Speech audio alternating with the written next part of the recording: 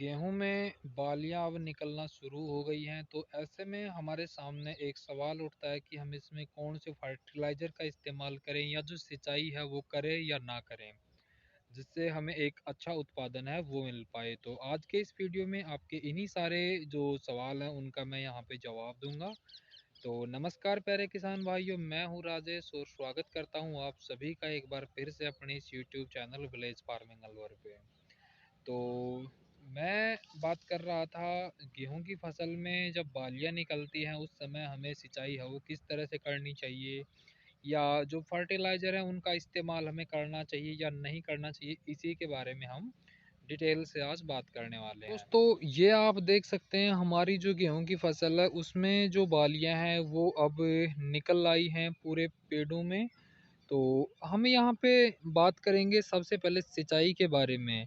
तो गेहूं में जब बालियां निकलने की अवस्था होती है तो इस वक्त सिंचाई का एक विशेष महत्व होता है।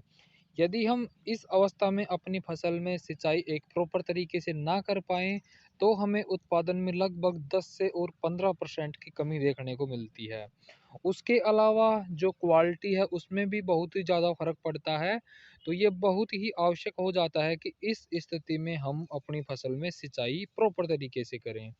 तो सबसे पहले तो मैं आपको बता दूं कि जब आप इस स्थिति में एक सही सिंचाई करते हैं तो आपके जो बालियों की लंबाई है वो काफ़ी सही होती है, और उसके साथ साथ जो दानों का भराव है वो भी इनमें सही होता है। साथ में हमारे जो दाने हैं उनमें चमक बढ़ती है, उनकी मोटाई भी बढ़ती है। और यदि हम बात करें सिंचाई इस अवस्था में ना कर पाएँ प्रॉपर तरीके से, तो जो बालियाँ हैं वो आपकी छोटी रहेंगी, उसके साथ में जो पौधे की लंबाई है वो भी आपकी यहाँ पे जिस हिसाब से बढ़नी चाहिए उस हिसाब से नहीं बढ़ पाती है। और जो मैंने आपको बताया उत्पादन में यदि आप प्रॉपर सिंचाई करते हैं तो 10 से 15% की आपको बढ़ोतरी है वो देखने को मिलती है। अब हम बात करें कि सिंचाई हमें कितनी करनी चाहिए इस अवस्था में। तो आप देख सकते हैं कि जो पौधे की लंबाई है वो लगभग यहाँ पे पूरी हो चुकी है। यदि मैं आपको दिखाऊं नीचे से लेकर के ऊपर तक, तो आप देख सकते हैं कि पौधे की लंबाई है वो यहाँ पे लगभग जो कंप्लीट है वो हो चुकी है।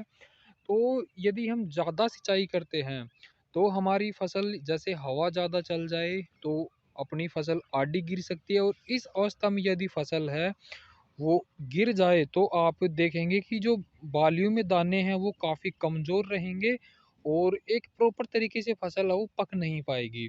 तो यह बहुत ज़रूरी हो जाता है कि एक बस हमें नमी बनाकर रखनी है अपनी फसल में। इस तरह से अपने को सिंचाई है वो नहीं करनी है कि ज़रा सी हवा चले और अपना जो फसल है वो आटा गिर जाए, जिससे हमें उत्पादन में नुकसान झेलना पड़े। उसके साथ में हम बात करें फर्टिलाइज़र के बारे में, तो यदि आप देखें तो हमारे इस खेत में हमने जो पहले सिंचाई की थी उस समय में बोरोन तत्व का भी इस्तेमाल किया था, उसके साथ में हमने सल्फर का भी यहाँ पे इस्तेमाल किया था।